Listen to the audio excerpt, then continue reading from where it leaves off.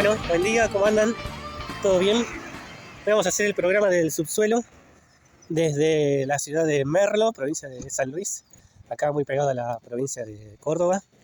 Debido a esto no lo vamos a hacer al programa en vivo, lo vamos a hacer en diferido, aunque el programa lo estoy haciendo ahora, hoy martes.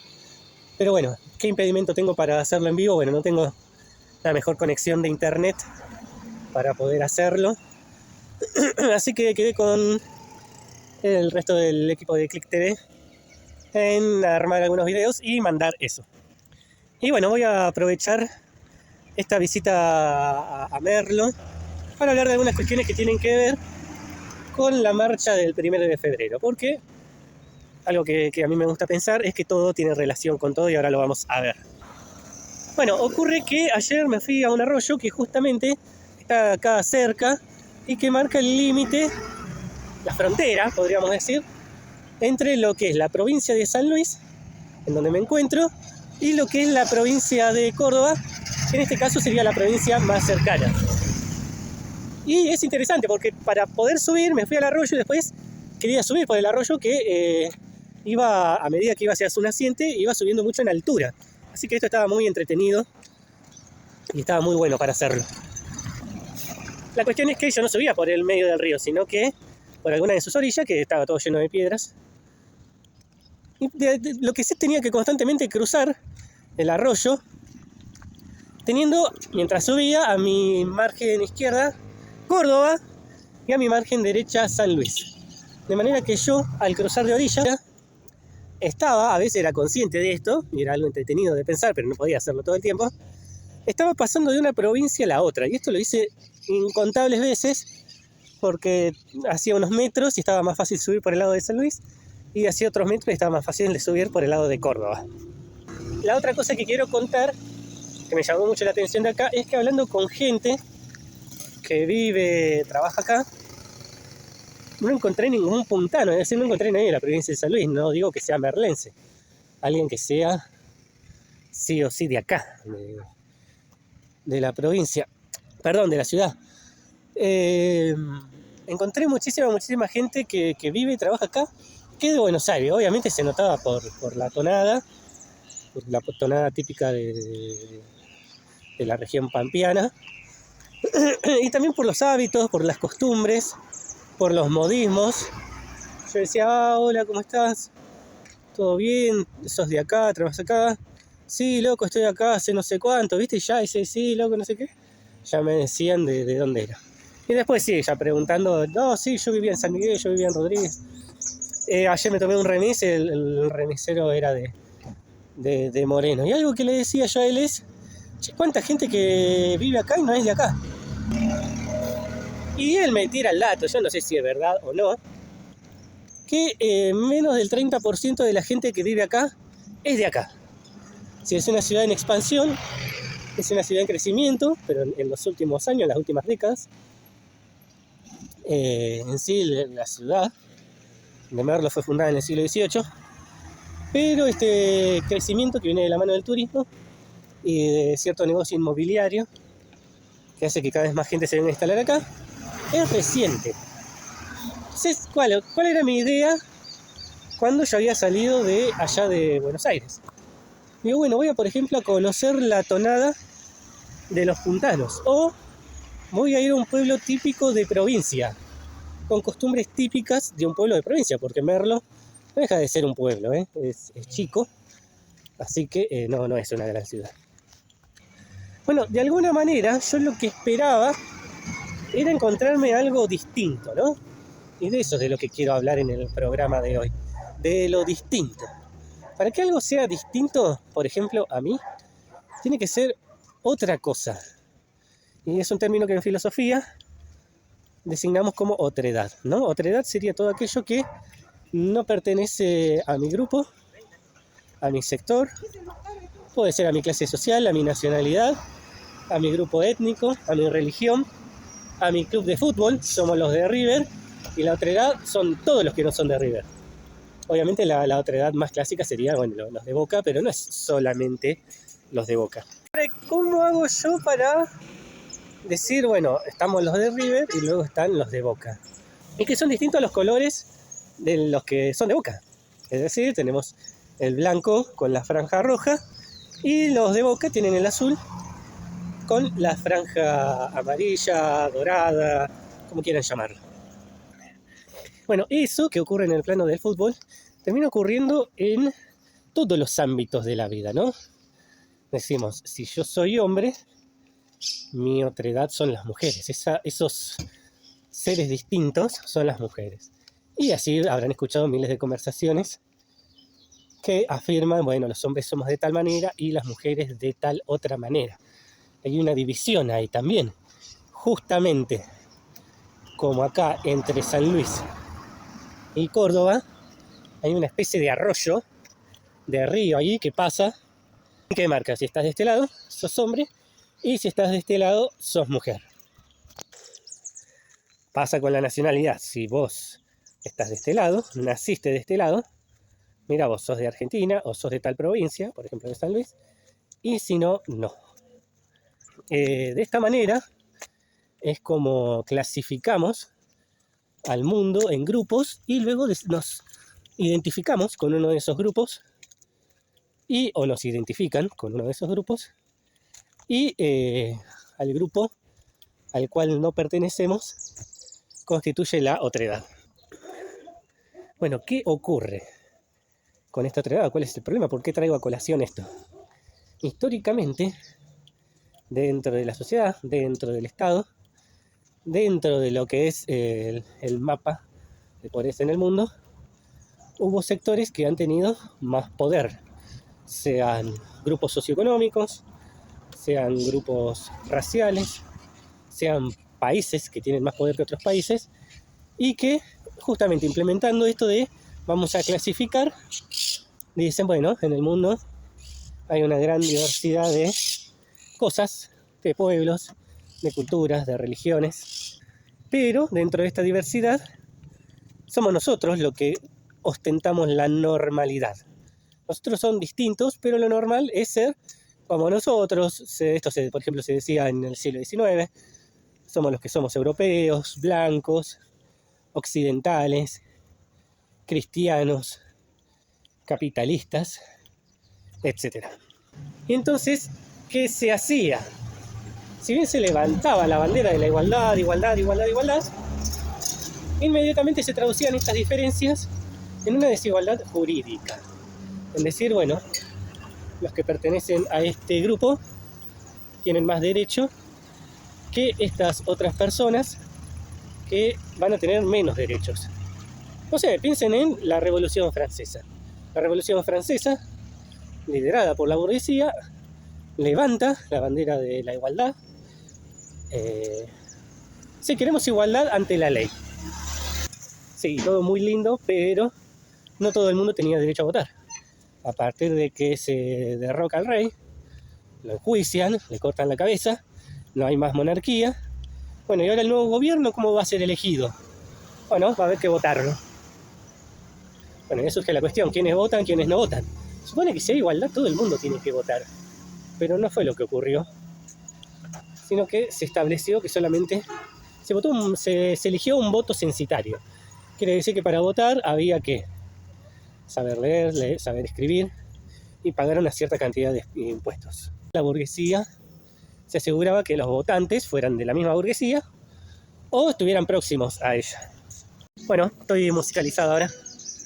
Eso que ocurría en el siglo XVIII, el siglo XIX, sigue ocurriendo hasta el día de hoy. No todo el mundo tiene exactamente los mismos derechos. Y es que es un tema muy problemático. Porque, por ejemplo, a partir de fines del siglo XIX, con la formación de los Estados-nación, se trató de traducir la igualdad jurídica a la que se aspiraba en una igualdad de la población en términos reales. Vamos a tratar de aclarar esto. Igualdad jurídica quiere decir que vos tenés los mismos derechos y obligaciones. Igualdad real quiere decir que vos sos igual a tu vecino, cosa que en la realidad no ocurre. Vos no sos igual a tu vecino. Por una u otra razón va a ser distinto, incluso si tu vecino es tu hermano gemelo, cosa que es muy raro que ocurra. Pero en este afán de traducir esa igualdad jurídica en una igualdad real, comenzaron procesos de homogeneización. Se trató de que toda la población sea igual o lo más parecida posible. Y el principal instrumento para conseguir esto fue la escuela. Hagamos una educación que haga que todo el mundo piense igual, que todo el mundo piense de la misma manera, que se cree un mismo sentido común, una misma identidad. Pensemos, no sé, acá en Argentina, que todas las personas que estudian en una escuela de Argentina se sientan argentinas, más allá de las diferencias de religión, por ejemplo, o si naciste en Salta o si naciste en Buenos Aires. Obviamente, ¿cómo se hacía eso? Y bueno, tratando de implementar el mismo programa educativo independientemente del lugar en el cual se encontrara la persona. Es decir, un jujeño de 8 años recibía la misma formación pedagógica y de contenidos que un niño de 8 años de Buenos Aires. Con esto se creyó que se iban a ir borrando las desigualdades reales. Nunca del todo, ¿no? Pero lo suficiente como para que no generaran conflictos. Que al ser las personas lo suficientemente parecidas, se iba a tirar para el mismo lado. Esto que se dice hoy en día desde el sentido común. Ay, tenemos que tirar todos para el mismo lado. Pero veamos la cosa de manera tal como son. No existe igualdad. Existe, y me refiero al plano de la realidad. Existe una enorme multiplicidad de series que aún estableciendo clasificaciones termina siendo muy, muy, muy diversa. Y no hay que tratar de que sean sinónimos la igualdad jurídica con la igualdad real. La igualdad jurídica quiere decir que tenemos los mismos derechos y obligaciones, pero que realmente no somos iguales, porque no es lo mismo el que gana todos los días 1 millón de pesos que el que gana 1 millón de pesos por mes, que el que gana 1 millón de pesos en 6 meses, ¿se entiende? Y hay que incluso pensar que la igualdad jurídica, si fuera 100% en lo escrito, aplicable, también sería algo injusto. ¿Por qué? Porque ¿por qué tienen que tener, si las personas son distintas, exactamente los mismos derechos y las mismas obligaciones? Es un ejemplo medio tonto, pero para que se vea que lo que digo no es nada descabellado. Las personas tienen distintas edades. Está el que es recién nacido, el que tiene 5 años, el que tiene 20 años, el que tiene 70 años. ¿Por qué se tendría que establecer como obligatorio que todo el mundo vote, por ejemplo? Y de hecho, ya lo establecemos como algo normal y no es algo que se esté en este momento debatiendo, que sea algo polémico, que solamente las personas adultas y hasta los 65 años voten. Después de los 65, bueno, ya es si quieren o no quieren. Y en cuanto a los menores, bueno, es opcional, o mejor dicho, voluntario, si a partir de los 16 años quieren votar o no. Bueno, eso termina ocurriendo igual en el plano, por ejemplo, de lo que son las mujeres y los varones. Porque un hombre, por ejemplo, debería tener exactamente los mismos derechos que una mujer, siendo que no son exactamente iguales. Por ejemplo, si el hombre no puede gestar, ¿por qué tendría que tener derecho a una licencia mínimo de 3 meses de embarazo, si el hombre no se puede embarazar? Esto trae un gran desafío en nuestro siglo, en donde justamente la diversidad no solamente está siendo reconocida, está siendo valorada, sino que la misma diversidad, como ya no se pretende homogeneizar la sociedad, la diversidad se está diversificando. Cada vez hay más grupos, cada vez hay más identidades, y se trata de aceptar de que esto esté bien. Y no hacer lo que dijo Milei ahí en Davos, un desastre, pero un desastre total, un asco total ese discurso que atrasa, no atrasa una década, atrasa siglos. Era justamente Aristóteles, siglo V, IV antes de Cristo, quien había pensado en esto de que los seres humanos tenemos una esencia que es lo que marca que un ser humano sea un ser humano y un animal sea un animal. Esto lo llevamos a hoy en día, a la idea de que, bueno, cada ser humano tiene una esencia y eso demuestra que yo soy yo y el otro es el otro, no es Guido, ¿no? Ahí hay algo bien definido. En los hechos ni siquiera esto es real. Y este afán de establecer categorías, de establecer clasificaciones también no deja de ser una idea un tanto artificial y forzada de las cosas. Porque las cosas en realidad son bastante parecidas al arroyo que divide San Luis de Córdoba. ¿Y por qué lo digo esto? El arroyo que divide a estas dos provincias no es estable, no es estático. De hecho uno dice, bueno, de esta orilla estoy en Córdoba, de esta otra orilla estoy en San Luis. La pregunta es, el arroyo en sí, ¿a cuál de las dos provincias pertenece? Si la respuesta fuera, bueno, no, la mitad del arroyo pertenece a una provincia, la mitad del arroyo pertenece a otra provincia, estamos en un tremendo problemón, porque el arroyo tiene muchas bifurcaciones, no tiene siempre el mismo ancho durante todo el año, porque a veces tiene más agua, a veces tiene menos agua, y según el ancho va a estar un poquito el arroyo más a la izquierda, un poquito más a la derecha. Y después porque, por ejemplo, yo a la hora de transitar por el arroyo, no estaba en un lado y en el otro. Constantemente me estaba moviendo de un lugar a otro, de una provincia a la otra. Y si nos ponemos a pensar, la ciudad de Merlo también es así, en el sentido de que nosotros geográficamente, en términos absolutos, la ubicamos en la provincia de San Luis. Pero yo decía, si nos fijamos en el componente demográfico, no sé si es tan puntana la ciudad, en la medida que está compuesta principalmente por inmigrantes. Esto la hace más puntana, menos puntana. Yo creo que la pregunta termina siendo medio boluda, porque ¿qué relevancia tiene esto y hasta qué punto yo puedo determinar el porcentaje en el cual una ciudad es o no es puntana? Resulta que en la realidad las cosas se mezclan bastante a pesar de las clasificaciones que yo haga en esto es puntano, esto es bonaerense, esto es mendocino, esto es cordobés.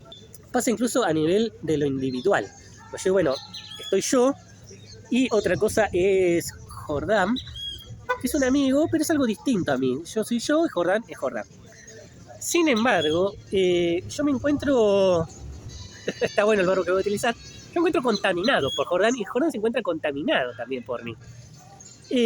Porque mediante la convivencia, mediante los encuentros, mediante el vínculo que formamos, yo me jordanizo y Jordán se guidiza. Queda muy bien esto, perdón. Estoy inventando palabras nuevas, pero es para que se entienda, ¿no? Yo pensaba el otro día, le decía a mi hermana, che, fíjate, no vayas a perder el último colectivo. Y ella me decía, el último 23 de La Perlita sale a las 12:20 de Moreno. Ahora, esa idea ya está en mí, pero esa idea no era mía. Es decir, yo no tenía idea de a qué hora sale el último 23 de la estación de Moreno. Si esa idea no es mía, pero ahora está en mí y proviene de mi hermana, ¿no tengo yo también cosas de mi hermana? Efectivamente me han llegado a decir, bueno, vos te pareces a tu hermana, o se tienen gestos parecidos, o maneras de hablar parecidas. Y no, eso no solamente pasa con mi hermana, porque compartimos una misma madre, un mismo padre. Pasa en la medida en que vamos conviviendo con las distintas personas, que nos vamos empapando de esas personas. A punto tal que después termina resultando muy difícil saber hasta qué punto yo soy yo y no otro, y hasta qué punto los otros no tienen algo de Guido. Yo, por ejemplo, si me dedico a la enseñanza, y gracias a esa enseñanza termino transmitiendo ideas que germinan y florecen en otras personas, esas personas nos están llevando también algo mío, nos están guidizando en términos prácticos o incluso jurídicos. Ocurre que sí, hay que determinar la persona, quién es, cuál es su nombre. En ese sentido, bueno, traigo a colación un filósofo que es Heráclito, que a grandes rasgos decía que las palabras son estatizantes. Efectivamente, yo lo más probable es que vaya a morir con el mismo nombre con el que nací, pero el hecho de que yo tenga siempre el mismo nombre no quiere decir que yo sea siempre igual, ¿no? De hecho, yo ahí concuerdo también con un escritor que era Marcel Proust, quien decía que sentía que él no era él, sino un desfile de un ejército de yoes, que uno va transitando etapas de tal manera que mucho de lo que era antes se borra o cambia, apareciendo una nueva versión de uno, ¿no? Y esa versión de uno, si ya no es totalmente coincidente con la anterior, porque uno va a seguir sosteniendo que es la misma persona. Y ahí está el discurso de no, las esencias, bueno, no hay esencia, gente, porque absolutamente todo puede cambiar. Pero yo digo que algo que a mí me define como Guido González es ser un hombre masculino. Bueno, ¿qué pasa si un día quiero cambiar esto? No, esto choca tanto con el sentido común de las esencias que hay mucha gente que lo rechaza, que dice, no, si vos naciste varón, ya es parte de tu esencia, es parte de lo que no cambia. Y bueno, resulta que sí puede cambiar. Y acá me permito traer a Darwin, ¿no? Está muy mal visto vincular a Darwin con los aspectos sociales, porque se entiende que, bueno, Darwin explicaba biología y cuando hablamos de la sociedad hablamos de cuestiones sociales, culturales, históricas, que justamente cambian y que no son las que le interesan a Darwin. Pero no, sí, voy a traer a Darwin para defender esta cuestión de que no hay esencias y que la misma naturaleza carece bastante de esencias. Pensemos lo siguiente. ¿Cuál sería la esencia de una mariposa? Tiene que tener 4 patas, ¿no? Es un insecto, un par de antenas y 2 alas. Darwin habla de que dentro de las especies existe algo llamado variabilidad inicial y que hace que ningún sujeto, ningún individuo de una especie sea exactamente igual a otro individuo. De hecho, para que haya evolución dentro de las especies tiene que ocurrir esa variabilidad inicial y entonces ocurre que puede surgir una mariposa que en vez de 2 alas tenga más o tenga menos, y tenga más patas o tenga menos, y tenga más antenas o tenga menos, y después, bueno, gracias al tema de la selección natural, va a sobrevivir, no va a sobrevivir. Pero Darwin no dice que dentro de una especie un individuo es igual al otro. Entonces, si la esencia de las mariposas era tener 4 patas y 2 alas y 2 antenas, bueno, resulta que en términos biológicos ni siquiera esto se sostiene, porque una mariposa puede nacer tan distinta de otra que le puede faltar alguna de estas cosas y va a seguir siendo mariposa. Y esto a colación de que, bueno, hay gente que dice, no, pero ¿cómo definir si sos hombre o sos mujer? Bueno, naciste con pene, sos hombre. Bueno, la variabilidad inicial es tal que puede ocurrir que una persona nazca con cromosomas de varón y nazca sin pene, y puede también ocurrir que nazca una persona sin genitales bien definidos. Puede surgir, y esto de manera natural, no son deformaciones, malformaciones ni nada, puede ocurrir que una persona sea hermafrodita, es decir, que tenga genitales atribuidos, ¿no?, a ambos sexos. Y esto es 100% natural y no es... Lo que ocurre es que no es lo más común. Y las personas creen que, bueno, lo más común es lo que está bien, es lo que es normal. Pero esto no necesariamente es así y, como les acabo de decir, Darwin mismo, en el origen de las especies, habla que una oveja no es igual a otra oveja. Ni tiene que ser así. Aparte, aunque uno quisiera que sea así, no es así. Así que, bueno, el programa de hoy está pensado para que pensemos esto, ¿no? El término del yo, el él, ella, nosotros, el otro, quiénes están bien, quiénes están mal. Tenemos la aspiración a una sociedad más democrática, solidaria y que acepte convivir con la diversidad. Nada, tenemos que pensar que no tenemos las justificaciones para andar matando gente, callando gente, quitando derechos o diciendo tal grupo como es distinto a mí, y creo que encima esa diferencia no es natural, le quito derechos, hay que suprimirlo, son pedófilos, bueno, todos estas afirmaciones están muy mal y atrasan muchísimo a nuestra sociedad, van en contra del espíritu democrático y son más propios de un pensamiento medieval, antiguo, y que está mal. Tratemos justamente de pensar en que está muy bien la aspiración a una igualdad jurídica, hay que tratar de lograrla, pero teniendo en cuenta de que hay también una gran diversidad y que se tiene que aceptar esta diversidad en tanto sea compatible con la convivencia social de las personas, ¿no? Porque si ya hay un grupo que es intolerante, hay un grupo que es delictivo, hay un grupo que va en contra de los derechos de otro grupo, entonces ahí sí, no es que vale toda la diversidad. Bueno, hasta acá el programa de hoy, es un poquito más breve de lo habitual y nos vamos a estar viendo el martes que viene. Un saludo a toda la gente de allá, de Moreno, a todos mis conocidos. Espero que les guste el programa, lo va a estar ahí transmitiendo el amigo Toby, va a estar Jordi ahí también. Así que bueno, les mando un saludo a todos. Chau, chau.